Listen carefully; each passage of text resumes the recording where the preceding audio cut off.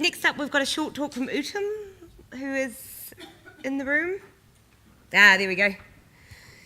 Thankfully, he doesn't have a slide, so no setup time. We can go straight. All right, thank you very much. Did you want this?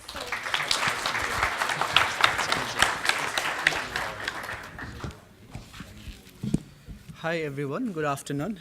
This is Uttam. I'm from Nepal. I work for a humanist organization there. Also, I'm the board member of IHEU. So, when I'm in New Zealand, I think most of you know where Nepal is because Ed Hillary, he went to Nepal to climb Mount Everest. So, he's quite famous in Nepal as well. That's why I'm in New Zealand. Even though it's my first visit in New Zealand, I feel like, okay, I'm in second home somewhere. Yeah. In the morning, I thought it's somehow a cultural event. So at least the Maoris will have the cultural dress wearing up. So I thought, okay, I will wear my cultural dress as well. So I was the only one ended up with the cultural dress. Okay, sorry for that. Okay. Nepal is between China and India. Currently, I'm living in the place where ultra-left are ruling in the north and ultra-right are ruling in the southern part of Nepal. So it's a tiny country. It's very difficult for us to balance everything. So you can imagine. But ironically, both countries, China and India, have same sort of tendency towards the human right, towards the freedom of expression and other issues. So the title of my presentation sounds very silly probably for many of you, but I will be mostly discussing about how the politics of cow is going on in the Hindu country, because India and Nepal are the two countries where most of the Hindus in the world are living. Both countries are sharing at least 82% of their population who are the Hindus. I remember my childhood. Since I got some consciousness, my mother used to ask me, okay, just stay outside.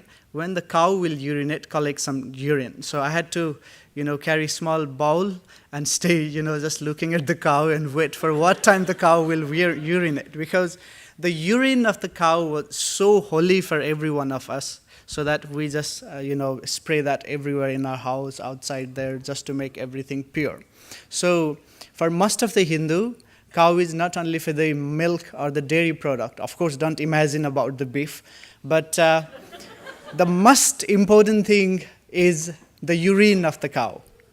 So no one has collected the data, of course, but I think the Hindus are using the urine of the cow more than they are using the milk. Yeah. Because even in India, you see the buffaloes are the biggest, the milk producer. Not the cows, but even though they say cow is the holy animal. So now I hope you have the idea about how the caste system goes in Hindu society. So people think that people are born from a different part of the body, like the Brahmins, so-called the upper caste people are born from the head. And the second class people, that's called Kshetris, they are born from the shoulder. And the third, they say Vaisya, they are born from the thigh. And the last one, the Sudras, also they are considered as untouchables in Hindu society. They are born from the feet. So you can imagine from where we have to start the awareness campaigns from, because most of the Hindu don't know where the people are born from. Yeah, so this is the thing we have to start. So the caste system is illegal these days, constitutionally, because both India and Nepali constitution share a secular constitution, and caste system is completely illegal. Constitutionally, there are some laws made against the caste system, but still the caste system is happening. But the major political parties who are promoting the Hindu right-wing, agendas, they are not able to talk about the caste system anymore. Earlier, there were so much Brahmanicals, means the top class people who were ruling the whole country. Now they are not talking much about the caste system. So they got a good opportunity to talk about some other things to manipulate people. So that other thing is the cow. So the nationalism of cow is so much increasing, you won't believe. After the Modi, the Indian Prime Minister, came to power in 2014, he established more than 9,000 small groups in the villages which will promote the nationalism of the cow. They have a group of Hindu people called RSS. So RSS also have similar ideas they're injecting in the society. And lately they also promoted Go Rakshak Dal, means cow protecting group. So these are the very dangerous group which are actively working inside and outside India as well, especially among the Hindu community. So they are growing so much rapidly. These days, because the Indian government is so Hindu oriented government, the lynching in the name of cow has been increased by 84%. Means if someone think that someone had eaten the beef in the village, so they can just go and lynch them. A mob can go and lynch them. So very recently, it's 2 years ago, a teenage was suspected of eating the beef, and some gangsters from the village went to her house and they just gang raped, and nothing happened to her. So, of course, no legal remedy was given to her, and it was a big, movement which was created in all this other part of the country. So lately, the case was registered there. And governments generally doesn't like to speak about that, because mostly the religious gurus are the top of the federal system, especially the state which is connected to Nepal, which is also called Uttaranchal. So he is the guru who has been leading the whole state of India, and he is always in favor of promoting this cow ideas and promoting the group who are lynching other groups in the name of cow. So the people who are Muslim or other faith or humanist-minded people, it's really difficult for them to stay there. And not only in India, I will talk about the law slightly afterwards. Also in Nepal, we are now, you will find very strange that the leftist political party is ruling party in our country, in Nepal now.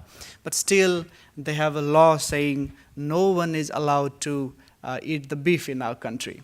So you can imagine, it's a leftist party.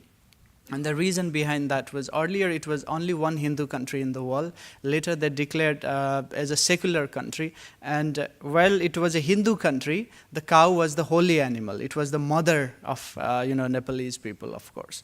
And then when it became the secular country, they turned cow into a national animal now.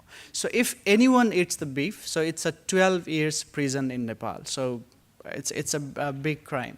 So there are some Muslims living in our country, some indigenous people who are living in our country. They have been eating the cow for long, like people who are eating the beef in other countries. So they are not allowed to eat the beef.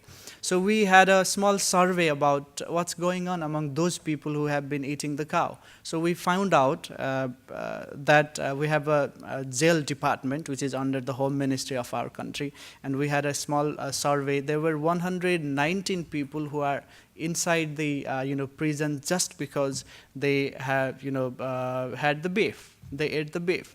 So we are clueless how to help them in our country. And the very strange law in our country prevails is that if anyone sees someone going to kill the cow, that person who is witness can kill the human being at that time, and no any punishment for that person will be granted. So it's more dangerous. So we are promoting that kind of cow nationalism, so that all the Hindu people will be in their favor, and in long run they will get more and more vote and stay in the power. So it doesn't matter whether they are the Hindu right-wing people or the communist in the left, but their nationalism is somehow the similar. So this kind of suffering is happening. When the Modi came to power, his first attempt was to make a bill to prevent all Indian citizens eating beef, because it was, of course, he is a right-wing Hindu, activist there, of course, political activist. And then Supreme Court didn't like the idea, so they had to drop this idea. But in Gujarat, where Modi came from, In Gujarat, if someone kills the cow, so that person have to go to behind the bar for whole life. So it's the law there. So there are many states, they already have that kind of law, and especially the states which are in the southern part of India, they are still eating the beef. Of course, it's legal to eat the beef in the southern part of India, but some part of India is really horrible.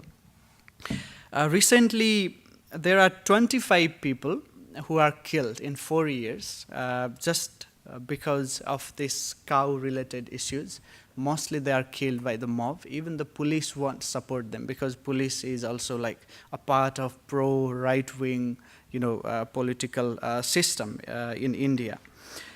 So these are the major issues we are dealing with. Slowly from caste system, we are shifting into the nationalism of this cow and everyone, even though you will find some Indian people who are living in other countries, other part of the world, mostly they support the nationalism of this protecting cow and making the cow more holy and everything, even though they might be eating secretly somewhere, the beef which is produced in New Zealand, but still they promote that cow nationalism back in their home country. So it is very dangerously growing up in especially the Hindu countries, and it is making the liberal people, humanist-minded people, tribal people, and other, let's say, Muslims and Christians people who are living there. Their life is like every day in the threat. So I have many other presentations, but I'm sure there is a time limitation. So I'm not going to speak much about that.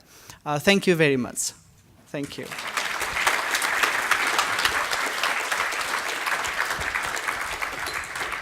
I'd like to thank you so much. Now, awkwardly, not awkwardly, and we also have a tradition of bone carving in New Zealand, and whale bone is very expensive.